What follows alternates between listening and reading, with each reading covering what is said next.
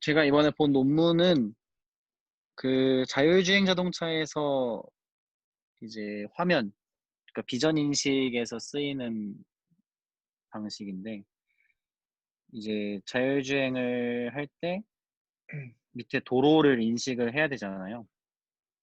그래서 도로를 어떤 방식으로 인식을 할 거냐에 대한 논문을 좀 읽어봤습니다. 그래서 일반적으로 어, 좀 몇 가지 방법들이 있긴 한데, 요즘은 약간 딥러닝을 기반으로 많이 하는 추세이고, 그 전에는 이제 오픈CV를 이용해서 어떤 화면에 선들을 잡아내는 약간 그런 방식을 많이 사용을 했는데요. 다 들리시나요, 혹시? 좀 정리를 하자면은, 제 나름대로 정리를 하자면은, 오픈CV를 사용하는 방식이 있었고, 그다음에 요즘에는 딥러닝을 사용하는 방식이 있는데, 오픈CV 같은 경우는 처리 속도가 굉장히 빠른 편에 속하고요. 그렇지만 처리 속도는 빠른 반면에 주변에 이제 여러 가지 물체들이 꼈을 때 좀 검출이 부정확할 수 있다라는 단점을 가지고 있고, 딥러닝은 이 반대죠. 약간 연산하는 속도는 굉장히 오래 걸리지만 그에 비해서 좀 정확도 자체는 좀 좋은 편이라고 알려져 있는데, 지금 이 논문 같은 경우는 요 두 개 한 중간 정도라고 보시면 될 것 같은데, 이거는 뭐냐면은 확률적으로 이 도로의 분포를 찾아내서 도로, 레인 도로, 그 옆에 이 도로들을 찾아내는, 도로라고 얘기할게요. 도로를 찾아내는 방식인데, 저번에 제가 했었던 베이지안 스태틱스의 방법을 이용해서 좀 찾아냅니다. 그때 베이지안 스태틱스를 좀 기억을 하시면, 베이지안 스태틱스는 수정을 한다 했었죠. 그래서 여기서도 마찬가지로 이 도로의 분포들을 찾아내서 도로인지 아닌지를 판단하는 그런 방식을 사용을 하는데, 그 안에서도 이제 주로 사용할 거는 여기 파티클 필터라는 것을 사용을 해서 이제 찾는 방식에 대해서 이야기를 할 겁니다. 그래서 파티클 필터가 뭔지 일단 이것부터 설명을 좀 해야 될 것 같은데, 사실 이 논문 안에 설명이 그렇게 잘 돼 있지는 않는 것 같아요. 변수에 대한 설명도 별로 사실 없고, 아마 자율주행 자동차에서 사용하는 용어 같은데, 처음 보는 사람이 보기에는 무슨 의미인지 좀 애매한 것들도 많아서, 일단은 파티클 필터에 대한 이야기를 좀 먼저 하자면, 일단 파티클 필터라는 게 원래는 어디 쓰였냐면, 지금 저희는 도로를 검출하는 데 사용을 하는데, 일반적으로는 이제 로봇 제어나 로보틱스 이쪽 분야에서 로봇이 어디 있는지, 로컬라이제이션, 그러니까 어느 곳에 로봇이 있는지를 파악하기 위해서 보통 많이 쓰인 로컬라이제이션과 이제 행위를 예측할 때 로봇이 어느 방향으로 움직일지, 그런 것들을 이제 알아내기 위해서 사용하는 방법들 중 하나가 파티클 필터인데, 제일 많이 쓰는 거는 어, 칼만 필터 거를 많이 쓰고요. 칼만 필터 같은 행동이 선형적이고 거기에 대해서 오차가 가우시안 분포를 이룰 때 보통 잘 들어맞는다라고 되어 있고, 근데 이제 로봇의 움직임이나 어떤 움직임들이 선형적인 것들은 많이 없기 때문에 선형적이지 않고 비선형인 움직임을 가지고 가우시안 분포의 오차, 화이트 노이즈라고 하는데요. 가우시안 분포를 가지는 어떤 노이즈를 가졌을 때는 이제 익스텐디드 칼만 필터라는 좀 다른 방식을 쓴다라고 해요. 그리고 이 두 개 다 어떤 가우시안 분포를 갖지 않을 때, 그러니까 행동도 선형적이지 않고 그다음에 오차 또한 가우시안을 좀 벗어난다라고 할 때 이제 지금 쓰는 파티클 필터라는 걸 쓴다라고 합니다. 그래서 왼쪽에는 뭐 칼만 필터에 대한 것들이 나오고, 그래서 이거의 모티베이션은 뭐냐면, 좀 이상한 분포를 검출해낼 때 파티클 필터라는 거를 사용한다라고 합니다. 그래서 여기서의 키 아이디어는 샘플링인데, 간단하게 좀 비슷한 설명을 드리자면, 우리가 예를 들어서 원의 어떤 요 안에 넓이를 구하고자 할 때, 원래 이 원 안의 넓이를 구하려고 하면 우리가 이 원의 방정식을 찾고 거기에 인테그랄, 적분을 해서 우리가 찾는 방식으로 일반적으로 원의 넓이를 찾았었는데요. 이런 방식으로 굳이 찾는 게 아니라 파티클 필터는 어떤 느낌이냐면, 예를 들어서 반지름이 1짜리인 원, 그림이 좀 이상한데 반지름이 일자리인 원이 이렇게 있다라고 하고 그러면은 요 사각형의 넓이는 이제 2 곱하기 2가 되겠죠. 그랬을 때 요 위에다가 점들을 무수히 많은 점들을 뿌리는 거예요. 그러면 어떤 건 원 안에 있을 거고 어떤 거는 원 밖에 있겠죠. 그러면 우리는 이 점들을 다 세서 전체 예를 들어 10,000개를 뿌렸는데 그중에서 원 안에 들어가는 게 뭐 예를 들어서 7,000개다라고 한다면 우리는 이 원의 넓이를 사각형의 10분의 7, 그러니까 70%이다라고 생각을 해서 뭐 그런 식으로 추정하는 방법도 있겠죠. 그래서 이런 거랑 비슷한 느낌이라고 생각을 해주시면 될 것 같습니다. 좀 많은 어떤 입자들을 뿌려놓고 그 입자들을 토대로 우리가 어떤 추측을 하는 그런 방식이라고 생각을 해주시면 될 것 같습니다. 뭐 파티클 셋이라고 보면은 뭐가 있냐면은 어떤 상태를 나타내는 스테이트에 대한 어떤 변수가 하나 있고요. 그리고 이 스테이트가 어느 정도의 중요도를 가지는지 importance weight를 가지고 있습니다. 그래서 요런 것들은 다 뭐 뒤에서 한꺼번에 설명을 하고 그림을 바로 보는 게 좋을 것 같은데요. 예시를 들면서 뭐 예를 들어서 요런 우리가 맵이 있다라고 했을 때 이 맵 안에서 과연 나의 로봇 물체가 어디 있는지를 알고 싶은 거예요. 그러면 우리는 여기에 있는 점처럼 무수히 많은 점들을 맵 위에다 깔고 옵저베이션이라는 걸 하죠. 센서 같은 걸 통해서 주변 사물을 인식을 하는 거예요. 그랬을 때 뭐 예를 들어서 보통 상태를 내 좌표와 그리고 뭐 방향 같은 것들을 적용한다고 했을 때 뭐 이거는 어떻게 하든지 간에 자기 자유겠죠.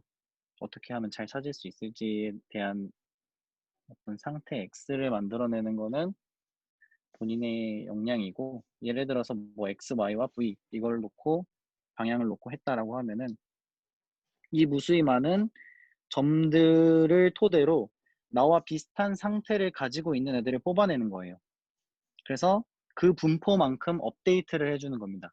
실제로 내가 observe한 거를 어떤 결과값으로 하고 그 결과값을 토대로 나와 행동이 비슷한 애들의 어떤 importance weight는 올려주고 나와 행동이 비슷한 그러니까 내가 보고 있는 지형과 비슷한 애들은 나와 근처에 있는 점들이라고 볼 수 있겠죠. 그리고 그렇지 않은 애들 같은 경우는 나의 근처에 있다고 생각하지 않고 importance weight를 계속 내려주는 방식을 사용을 하는 겁니다. 그런 식으로 하면서 나의 물체를 계속 이동시키면서 주변을 observe하고 그 observe한 데이터를 토대로 점들을 계속해서 importance weight를 업데이트 시키는 방식 이런 식으로 리샘플링을 하고 importance weight가 높아지면 이제 이거를 다시 어디다 적용을 할 수 있냐면 분포 안에 적용을 할 수가 있어요. 여기서 보는 것처럼. 예를 들어 요런 쪽으로 importance weight가 높은 쪽은 분포상에서 더 큰 값을 갖기 때문에 이 분포를 토대로 리샘플링을 하게 되면 importance weight가 높은 애들을 위주로 다시 뽑히겠죠. 그렇게 해서 어떤 방식으로 진행되냐면 여기 그림에 보듯이 어느 한쪽으로 이렇게 몰려요. 그래서 또 observe하고 measurement하고 weight update하고 또 리샘플링 이런 방법 그러니까 이런 순서들을 계속 반복을 하다 보면은 최종적으로 뭐 이런 식으로 나의 위치에 있는 쪽으로 점들이 모이는 그러니까 결국은 importance weight를 계속 업데이트를 하면서 그 importance weight가 큰 애들을 기준으로 리샘플링을 한다라는 정도로만 생각을 해주시면 될 것 같아요. 그래서 이런 느낌들을 표현한 게 요 옆에 있는 어떤 식이에요. 그래서 파티클 필터의 어떤 알고리즘 상에서 보면 랜덤으로 쭉 뽑아내고 그 다음에 실제 값과 랜덤 값을 기반으로 해서 웨이트 값을 계속 업데이트 해 나간다. 그래서 그런 정도로만 알고 계셔도 괜찮을 것 같습니다. 네. 그렇게 해서 어느 정도 파티클 필터에 대한 이야기를 했고 그러면 이제 이 파티클 필터를 그럼 파티클 필터가 뭔지를 우리가 이제 대충 알았으니까 좀 정리를 하자면 여러 개의 점들을 뿌린 다음에 내가 원하는 정보들을 가진 애들을 이제 좀 확률을 크게 해서 그런 애들을 계속 리샘플링 하면서 내가 원하는 데이터를 점점 얻어가는. 어떻게 보면 저번에 했던 어떤 베이지안 인퍼런스, 베이지안 스태틱스에서 나왔던 계속 업데이트되는 형식을 그러니까 얘기를 했었는데, 그거를 좀 이제 뉴머리컬하게 바꿨다라고 생각을 해주시면 될 것 같아요. 그래서 원래는 뭐 함수의 업데이트, 어떤 파라미터의 업데이트의 형식으로 이루어졌다면, 여기서는 파라미터의 업데이트가 아닌 파라미터가 없는 형식으로서 논 파라미터의 방식으로 계속해서 뭔가 업데이트되는 그런 형태라고 생각을 해주시면 될 것 같습니다. 논문을 이제 얘기를 할 건데, 일단 여기 같은 경우는 어떻게 하냐면은 캐스케이드 파티클 필터링이라는 걸 사용을 했는데요. 이거는 일반적인 그냥 파티클이 아니라 좀 계층적으로 나눠서 파티클 필터를 여러 번 쓰겠다. 그러니까 순서대로 뭐 예를 들어서 1단계에서는 파티클 필터를 이용해서 뭔가 뭐 A라는 것들을 찾아내고, 두 번째 스테이지로 넘어가서 뭐 B라는 걸 찾아내고, 이런 식으로 어떤 계층적으로 나눠서 파티클 필터링을 사용하겠다라는 그런 형태라고 생각을 해주시면 될 것 같습니다. 이게 뭐 파티클 필터에 대한 이야기였고요. 요 대략적인 모습을 보면은 요게 이제 N 스테이지예요. 이런 식으로 생긴 게. 근데 요 논문에서는 어떤 거를 할 거냐면은 그냥 요런 형식으로 사용을 할 겁니다. 그래서 요걸 토대로 설명을 좀 드리자면, 처음에 카메라를 통해서 우리가 사진을 받아들이면 DLD 패턴 디텍션이랑 엣지 디텍션이라는 두 가지를 따로 진행을 할 거예요. 그래서 DLD 패턴이라는 거는 뭐냐면, 요 위쪽 라인에서는 여기는 직선에 대한 이야기를, 그러니까 직선을 검출하는 어떤 필터가 될 거고요. 요 아래서는 곡선을 검출하는 파티클 필터가 될 겁니다. 그래서 여기를 보면은 위에서 어떤 파라미터들을 찾아낸 다음에 이 파라미터를 밑에다가 넘겨줘요. 그래서 곡선을 추정할 때는 직선에서부터 나온 파라미터들을 받아서 곡선을 추정할 때 사용하는 그런 방식입니다. 전체적인 큰 그림을 보시면 이렇게 진행된다라고 보시면 돼요.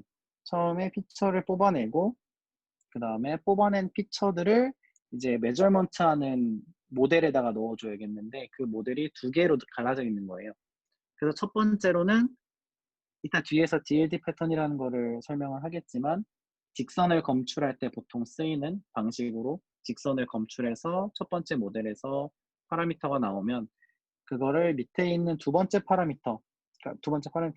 모델로 넘겨주고, 이 모델에서 또 곡선에 대한 것들을 검출을 해서 결국에는 마지막에는 센터 라인을 구해내는 모델을 칼만 필터를 통해서 구해내고, 여기서 다시 파라미터들이 또 나가고, 이런 식으로 좀 업데이트되는 그런 방식으로 진행이 됩니다. 여기서 파티클 필터가 어떻게 구성되는지를 잘 보면 여기서는 이런 식으로 구현을 하는데요. 첫 번째는 이제 헤딩 앵글, 그리고 두 번째는 뭐라고 했지? 레이터럴, 옵셋, 그리고 세 번째는 요 레인 위스, 그 다음에 베리에이션, 이런 식으로 네 개를 받습니다. 요게 첫 번째 스테이지, 위에 직선 검출할 때 사용하는 거고요. 그리고 요거를 또 두 번째로 넘겨줘서 여기서는 이제 뭐 다른 두 개를 사용을 해서 곡선을 검출하는 방식으로 진행이 됩니다.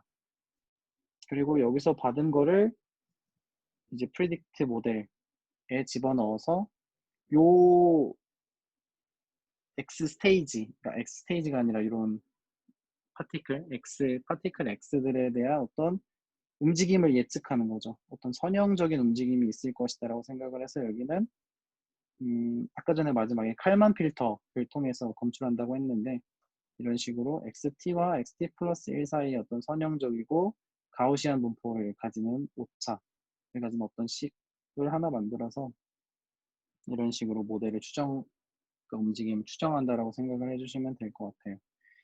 그래서 메저먼트, 결국에는 이 그림 안에서 중요한 거는 뭐 어떻게 메저먼트 하는지에 대한 사실 많지 않잖아요. 세 단계인데 이 세 단계에 대한 거를 간단하게 설명을 하면 첫 번째 DLD 패턴이라는 건 뭐냐면 DLD는 다크, 라이트, 다크의 줄임말인데요. 다크, 라이트, 다크. 생각을 해보면 도로에서 봤을 때 어떤 선을 검출할 때 색깔의 변화들을 보는 게 되겠죠, 아마. 이 라이트라는 게 결국에는 흰색 선이 될 거고 그 옆으로는 검은색 도로들이 있으니까 어떤 DLT라는 패턴이 보이면 이거는 라인이다 라고 판단하는 그런 방법인데요.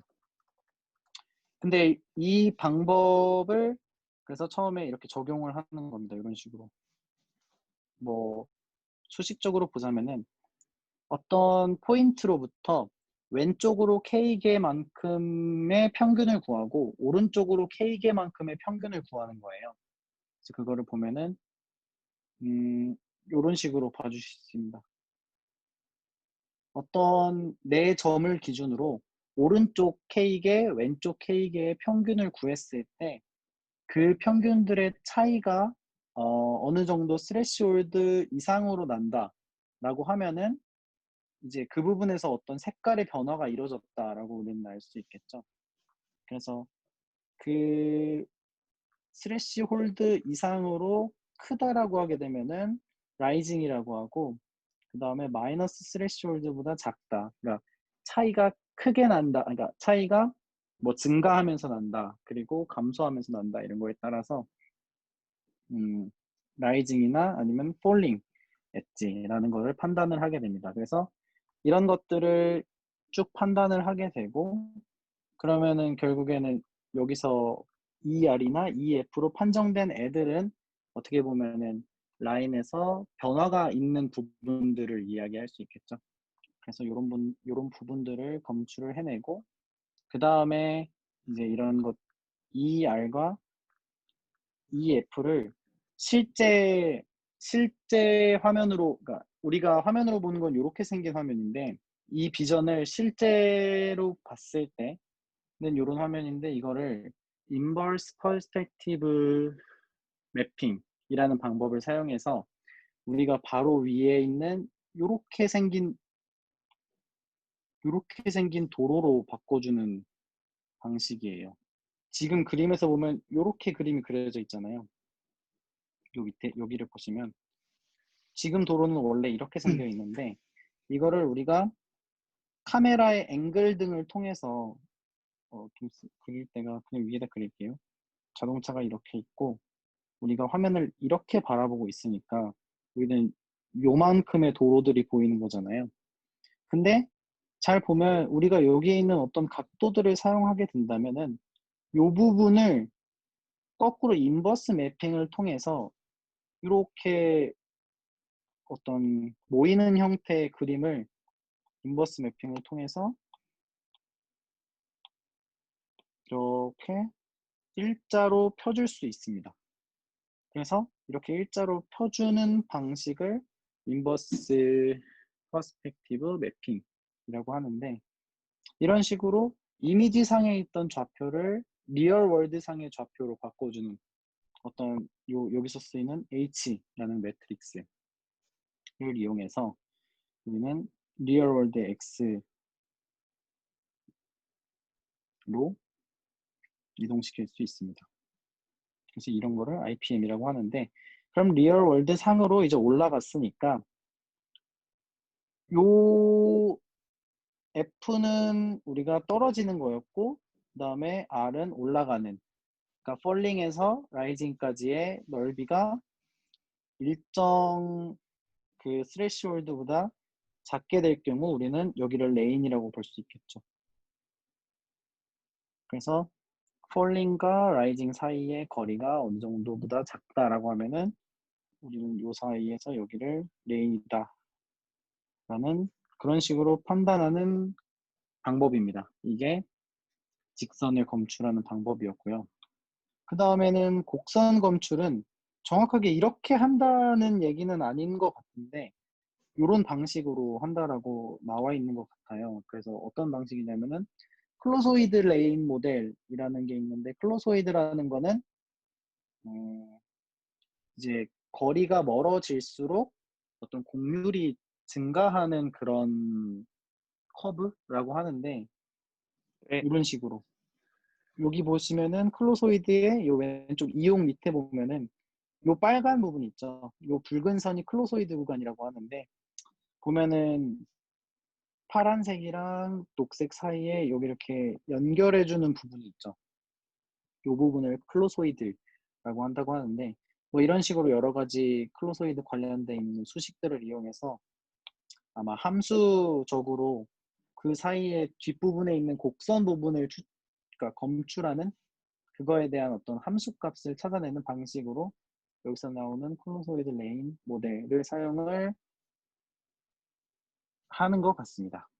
그래서 그거를 추정하기 위해서 필요했던 파라미터 값이 아까 봤을 때 여기서 나온 요 두 가지 이렇게 있죠. 그 다음에 이 앞에 있는 것들도 같이 받아서 총 6개를 이용해서 판정을 하는 것 같습니다.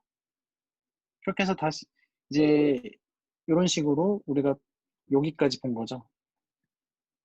사진이 들어오고 DLD 패턴을 통해서 우리는 직선을 검출해내고 그걸로 메저먼트를 한 다음에 스트레이트 라인 모델을 만들어내고 여기서 나온 파라미터를 커베처 모델에다 집어넣어줘서 클로소이드의 방법으로 함수를 예측해낸다. 그리고 여기서 나온 요런 정보들을 토대로 프레딕트 모델에 집어넣고 그 다음에 메저먼트 에밸류에이션이라는 것을 이용해서 이제 업데이트가 일어나야겠죠. 그래서 보면은 요 네 가지의 사실 요 부분은 계속 봤는데 뭐 수식적으로 보면은 그렇다 하고 넘어갈 수는 있는데 직관적으로 봤을 때 좀 이해가 안 되는 부분들 좀 이해가 잘 안 되더라고요. 일단은 W0랑 W1이라는 파라미터가 이 앞에서 단 한 번도 나온 적이 없어요. 그래서 요 W가 뭘까를 생각을 하다가 결국엔 뭔지를 모르겠는데 어쨌든 뭐 이런 식으로 그 흐름만을 보자고 한다면은 이런 식으로 YL과 YR 아마도 왼쪽 레인과 오른쪽 레인을 얘기를 하는 것 같고요. 그 다음에 YLN과 YRN은 그 안에 레인 안에 들어있는 어떤 분포 그 점들의 분포를 이야기를 하는 것 같습니다. 그렇게 해서 우리가 구했던 파라미터 Y0 뭐 헤딩 앵글 이건 옵셋이었고 헤딩 앵글 이런 것들을 통해서 얘를 구해내고 YL, YR을 구해내고 그 다음에 얘네들을 토대로 실제로 우리가 검출한 것과 비교를 해서 분포, 그러니까 importance weight를 계속해서 업데이트해가는 방식인 거죠. 그래서 얘네들을 다시 서메이션을 하고 어떤 알파랑 베타라는 웨이썸을 통해서 Q라는 값을 만들어내고 여기서 다시 리샘플링하는 그런 작업이 이루어지는 그런 형태로 이루어지는 것 같습니다. 그래서 뭐 이런 형태로 전체적인 큰 흐름이 이어지는 것 같고 그 결과값으로 이렇게 나오는 것 같은데 아 헤딩 앵글이랑 오프셋에 대한 설명을 좀 드리자면 여기가 이렇게 도로고 여기가 중앙선 이렇게 있을 때 자동차가 이렇게 방향이 정방향이 아니라 조금 틀어져 있으면 요 중앙선을 기점으로 해서 틀어진 각도만큼을 헤딩 앵글이라고 하고요. 그 다음에 옵셋이라는 거는 요 중앙선을 기준으로 자동차가 얼마만큼 떨어져 있느냐 요만큼의 거리를 옵셋이라고 합니다. 이렇게 해서 뭐 그러면 저 헤딩 앵글이나 오프셋을 검출하는 게 두 번째 단계인 거야? 두 번째 단계? 그, 그러니까 필- 이게 음, 파티클 필터가 내가 볼 때는 사실 되게 나도 지금 되게 애매하거든. 솔직히 말해서 정확하게 이 파티클 필터들이 뭘 의미하는지는 잘 모르겠는데 아마 내 생각에는 처음에 랜덤으로 파티클 필터들을 엄청나게 많이 만드는 거야.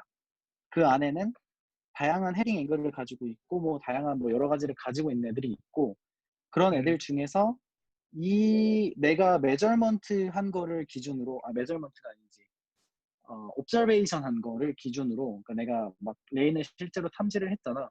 그래서 음, 그걸 기반으로 비교를 하는 것 같아. 실제 자동차와 어떤 레인에 있는 거를 기반으로 이 모든 파티클들을 비슷한 움직임을 보내놓고 진짜 자동차랑 좀 비슷하게 움직이는 약간 그런 음, 느낌인 것 같아.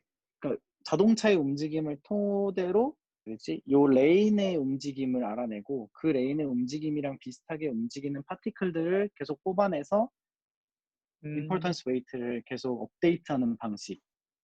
그러니까 나는 계속 처음에 계속 보면서 헷갈렸던 게 뭐냐면 헤딩 앵글이랑 오프셋이라는 얘기가 나오는데 요 안에는 그거에 대한 설명이 하나도 없어. 그래서 나는 헤딩 앵글이라는 게 처음에는 입자가 가진 어떤 레인의 방향성을 얘기하는 건지 그리고 자동차의 중앙점에서부터 움직이는 어떤 앵글을 말하는 건지 오프셋도 내가 지금 차 있는 위치에서 중앙선까지의 위치인지 아니면 점까지의 위치인지 이런 것들이 되게 애매했단 말이야. 음.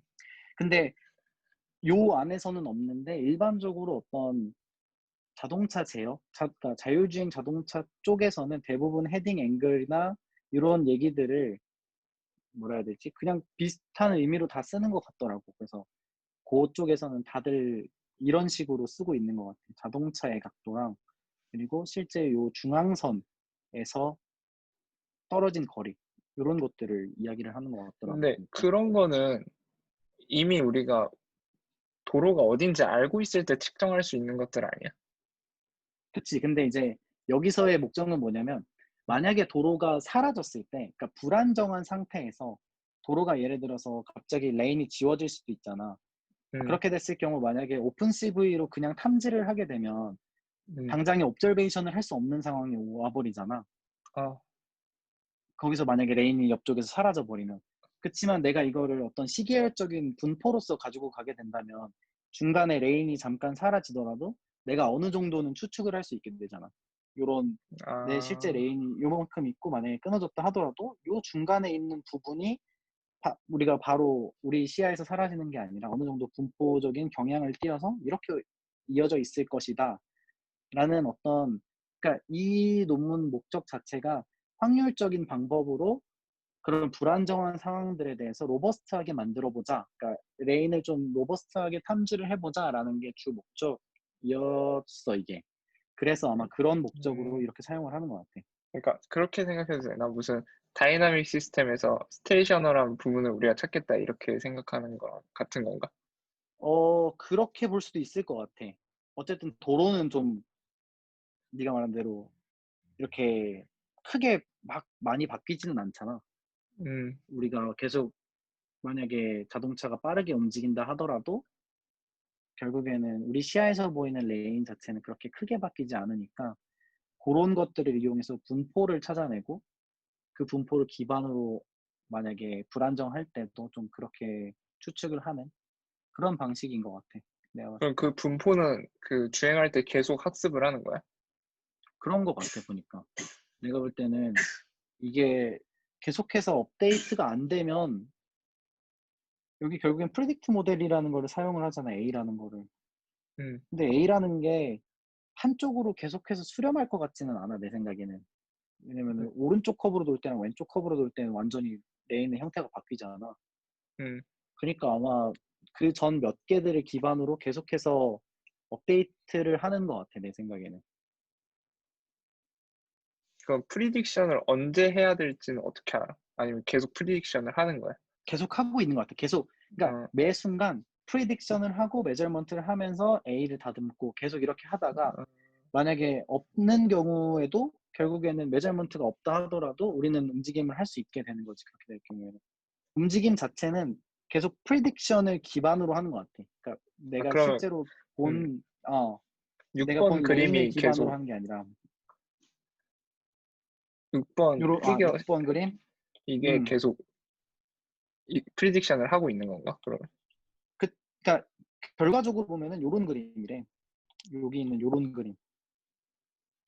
그러니까 요런 어떤 레인을 찾아내는 거지, 결과적으로. 그 분포를 어, 통해서, 그러니까 파티클들을 통해서 나는 레인이 어디 있는지를 찾아내고 이 파티클을 계속 이어가면 레인이 될 거잖아.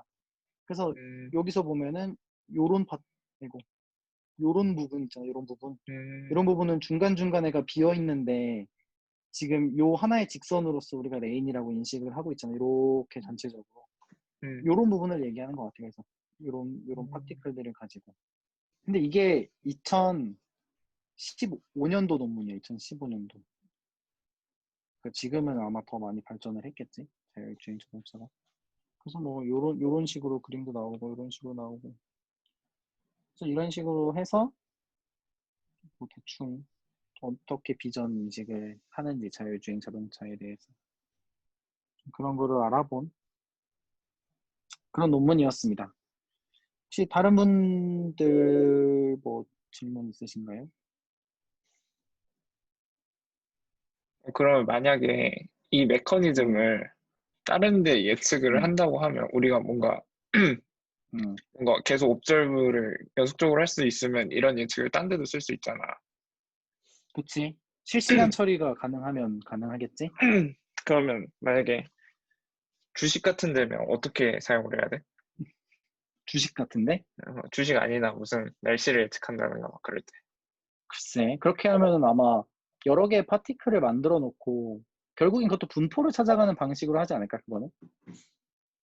주가의 음, 움직임이 가장 비슷한 파티클들을 계속해서 리샘플링 해 나가겠지, 아마. 어떤, 예를 들어서 주식에 우리가 보통 주식 예측한다라고 하면 뭐 전일 종가, 뭐 전일 고가 뭐 이런 식으로 하잖아. 음, 여러 가지 상태들을 만드는 스테이트에 관한 벡터 X들을 만들어 놓고 이런 거를 여러 개를 만든 어떤 파티클들을 만들어 놓겠지. 그래서 동일한 분포의 모든 움직임을 가지는 동일한 분포에 처음에는 이제 유니폼 디스트리뷰션에서 똑같이 동일하게 이렇게 뽑아내는 거지. 이런 식으로. 음, 그 다음에 요 안에서 실제적으로 주식이 어떻게 움직였는지를 관측을 하고 그 주가의 움직임이랑 가장 비슷한 파티클들을 임포턴스 웨이트를 좀 더 높게 주는 방식으로 업데이트를 계속하고 그러면은 여러 개 있던 파티클 중에서 어떤 건 사라지겠지? 어떤 건 사라지고 그 어떤 것들은 더 근처로 모이게 되고 그래서 그런 움직임이 비슷한 파티클들끼리만을 이제 모아야겠지 아마. 그렇게 해서 음. 그렇게 해서 비슷한 임포트 그렇게 되면은 아마 한쪽으로 모이게 될지 아닐지는 잘 모르겠지만 어쨌든 그런 방식으로 사용을 해야겠지. 근데 관측값이 바뀌면 음.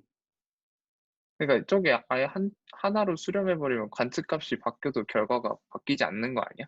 아 이게 계속해서 그게 되는 게 아니라 음, 스테이지마다 0으로 리샘플링 그러니까 0으로 한 번의 스테이지에 그러니까 음, 예를 들어서 t에서 t 플러스 1로 갈 때 한 번만 하는 건 아닌 것 같아 내가 볼 때. 수렴할 때 요 안에서 몇 번을 진행을 해. 요런 리샘플링 작업을. 업데이트 아, 리샘플링, 업데이트 리샘플링, 업데이트 리샘플링에서 하나의 분포를 만들어내고 근데 그게 정확히 t에서 t 플러스 1로 가는 단위인지는 모르겠어.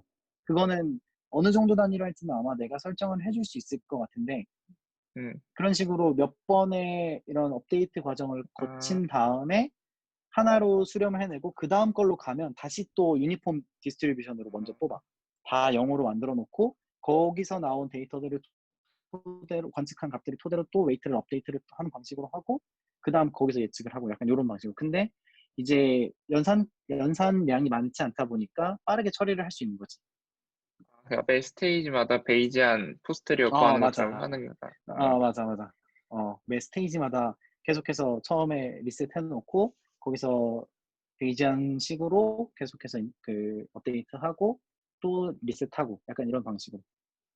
근데 이게 실시간 처리가 돼? 근데 실시간 처리가 그래서 근데 사실 생각해 보면은 욜로 같은 경우도 파라미터가 몇백만 개 되나? 거의 몇십만 개, 몇백만 개 되는데 욜로도 거의 되잖아, 그러면. 음, 요즘에 GPU 사용하면. 이 정도는 될 것 같은데 내가 볼 때. 음, 그리고 꼭 매 스테이지마다 계속 인퍼런스를 할 필요는 없는 것 같아, 내가 봤을 때. 음, 그러니까 프레임이 예를 들어서 뭐 1초에 몇 개 프레임이 있을지는 모르겠지만 모든 프레임마다 인퍼런스를 한다라고 하면은 타임이 좀 오래 걸릴 것 같은데 그거를 뭐 예를 들어서 10개의 프레임을 10개의 프레임마다 한 번씩 인퍼런스를 해서 방향 조정하고 뭐 제어하고 이렇게 해도 충분히 문제가 없다라고 될 경우에는 뭐 그 기간을 좀 늘려줄 수 있겠지. 그래서 꼭 사진 들어온 대로 다 인퍼런스를 보낼 필요 없이 그냥 몇 개 지나쳐내고 그 정도 분포를 토대로 어느 정도 쓰다가 또 다시 업데이트하고 이런 식으로 하면은 아마 어떤 그런 시간적인 부분은 줄일 수 있겠지.